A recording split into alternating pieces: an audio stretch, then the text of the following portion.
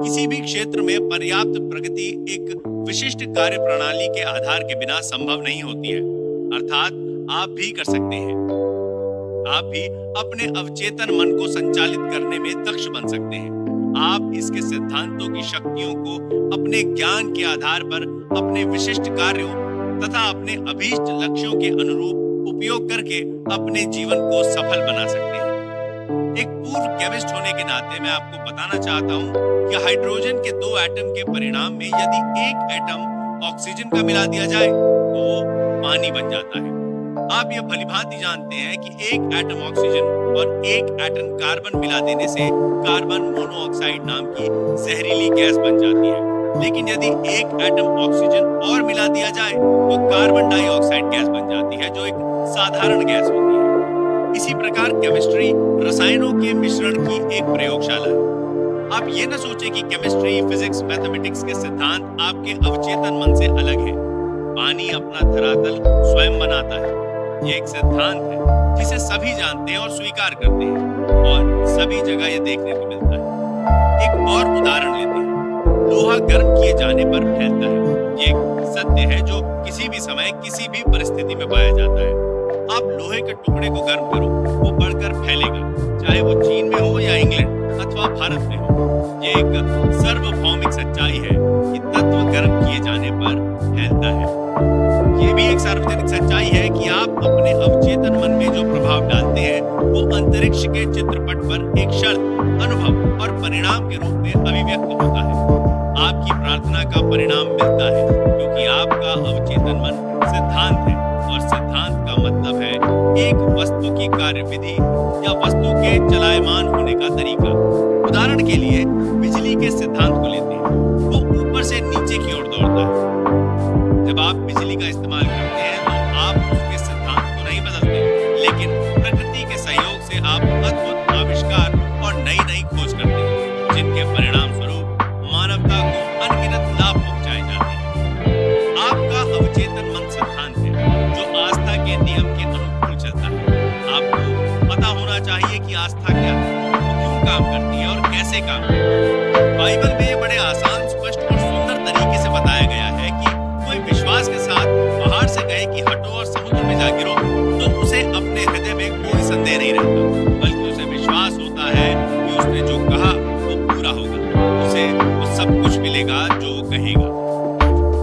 आपके मन का नियम आस्था का सिद्धांत है। इसका मतलब है कि आपको मन के काम करने के तरीके पर विश्वास करना है। आपके मन की आस्था आपके मन का विचार है। देखो कितना आसान है सब कुछ, बस यही समझना है। आपके सभी अनुभव, परिणाम, शर्तें और कार्य आपके विचारों के प्रति आपके अवचेतन मन की प्रतिक्रियाएं हैं। याद रखने वाली बात यह है कि परिणाम, फल या उत्तर उसमें नहीं जिसमें आप विश्वास करते हैं, बल्कि आपके मन की आस्था से मिलता है। झूठी आस्थाओं, धारणाओं, अंधविश्वासों और आज के जीवन में प्रचलित भयों पर विश्वास करना छोड़िए और जीवन के सनातन सत्य एवं दैवी नियमों पर विश्वास करना शुरू करिए। तब जाकर आप जीवन में ऊपर उठेंगे और जीवन का सच्चा आनंद ले सकेंगे। जो व्यक्ति इस पुस्तक को पढ़कर और इसमें दिए गए अवचेतन मन के वैज्ञानिक सिद्धांतों को अपने जीवन में लागू करेगा, वो अपने लिए और दूसरों के लिए वैज्ञानिक एवं प्रभावपूर्ण रूप से प्रार्थना कर पाएगा। आपकी प्रार्थनाओं के परिणाम कर्म और उसकी प्रतिक्रिया के अलौकिक सिद्धांत के रूप में होते हैं, जो आपके विचार की प्रकृति के अनुरूप होते हैं। अपने मन को सद्भाव, स्वास्थ्य, शांति तथा शुभेच्छाओं में लगाएं और देखें आपके जीवन में क्या आश्चर्य होता है। आपका मन दरअसल में एक है, किंतु उसके दो स्पष्ट भाग हैं। दोनों की विशेषताएं अलग हैं। सभी बुद्धिमान लोगों को मालूम है कि दोनों विभागों को एक रेखा अलग करती है। दोनों के कार्य बुनियादी रूप से एक दूसरे से अलग है। प्रत्येक विभाग को अलग अलग विशिष्ट शक्तियां और गुण मिले हैं। दोनों की पद्धति आपके मन के कामों को सामान्यतः दो पालों में बांट देती है। एक उद्देश्य मूलक मन और दूसरा व्यक्ति मूलक मन, चेतन मन और अचेतन मन। दूसरे शब्दों में जो सतह पर दिखाई देता है, यानी जो आप दिखाई देते हो, और दूसरा आपके अंदर का मन, जो आपके अंदर है दिखता नहीं। इसे स्वैच्छिक मन और अनैच्छिक मन अथवा पुरुष और स्त्री मन जैसे अनेक प्रकार से कहा जा सकता है। इस पुस्तक में सभी जगह आपको इन दो मनों के लिए चेतन और अवचेतन शब्दों का प्रयोग मिलेगा। इन दो मनों के कार्यकलापों को समझने का एक नायाब तरीका है। मान लीजिए कि आपका मन एक बाग है और आप उस बाग के मालिक हैं। आप दिन भर अपने विचारों के बीच बोते हैं। ये वे विचार हैं जिन्हें आप अपनी आदतों के अनुरूप सोचते हैं। जैसे विचारों की बुवाई करते हैं, वैसे ही परिणाम आपके शरीर और आपके आसपास मिलते हैं। सुख, शांति, सही कामों, शुभ इच्छाओं और खुशहाली के विचारों का रोपण करना शुरू करें। धैर्य से बैठकर पूर्ण रुचि के साथ इन गुणों पर चिंतन करें और उन्हें पूर्ण रूप से अपने चेतन मन में, अर्थात अपने सोचने समझने के मन में स्वीकार करें, उन्हें अंगीकार करें। अपने मन के बगीचे में इन विश्लेषण बीजों की बुआई करें और उनकी शानदार फसल का लाभ कमाएं। आपके अवचेतन मन की मिट्टी खूब उपजाऊ है, जिसमें सभी प्रकार के बीज उग जाते हैं, अच्छे भी और बुरे भी। लेकिन जरा सोचिए, क्या कांटों को रोकने से कहीं अंकुर मिलेंगे या घुंघरू के पेड़ में अंजीर लगेंगे? इसीलिए प्रत्येक विचार महत्वपूर्ण है, क्योंकि वही कारण है जिसके प्रभाव से फल मिलता है। इसीलिए यह जरूरी है कि आप अपने विचारों पर नियंत्रण रखें, जिससे आपको वही परिणाम प्राप्त हो जैसा आप चाहते हैं।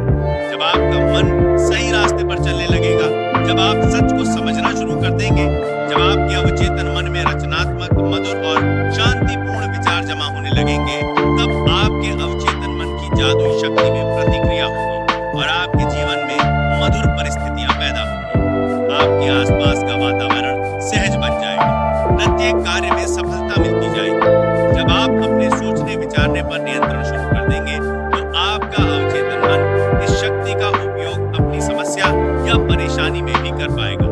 दूसरे शब्दों में, आप वस्तुतः उस अनंत शक्ति और सर्वशक्तिमान नियम के सजग अनुयायी बन जाएंगे जो समस्त संसार को चलायमान रखता है।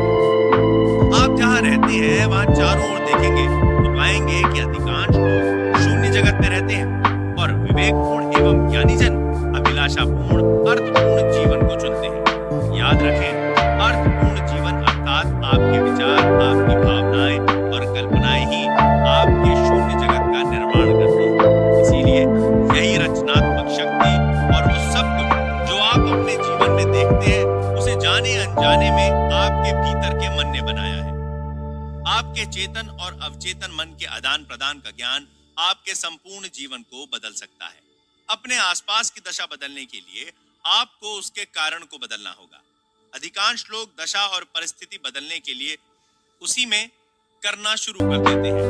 विवाद, उलझन, अभाव, बंधनों को दूर करने के लिए आपको उनके कारण को, अर्थात उस तरीके को बदलना होगा जिसके जरिए आप चेतन मन का प्रयोग कर रहे हो। दूसरे शब्दों में, जिस दिशा में आप सोच रहे हैं और मन का प्रयोग कर रहे हैं, उसे बदलना होगा। आप असीमित दौलत के अथाह सागर में रह रहे हैं। आपका अवचेतन मन आपके विचारों के प्रति बहुत नाजुक है, तुरंत सक्रिय हो जाता है। आपके विचार ही वो शक्ति पुंज है जिसके माध्यम से आपके अवचेतन की अपरिमित बुद्धि, ज्ञान, महत्वपूर्ण शक्तियां और ऊर्जाएं निर्गत होती हैं। आपके मन के नियमों का व्यवहारिक प्रयोग, जैसा कि इस पुस्तक के प्रत्येक अध्याय में दिया गया है, आपके जीवन में अभावों को दूर करके संपन्नता लाएगा, अंधकार की जगह प्रकाश लाएगा, भय को दूर करके विश्वास लाएगा, विवाद की जगह सौहार्द लाएगा, विफलता के स्थान पर सफलता लाएगा और साधारण जीवन से उन्मुक्त होकर खुशहाल जीवन प्रदान करेगा।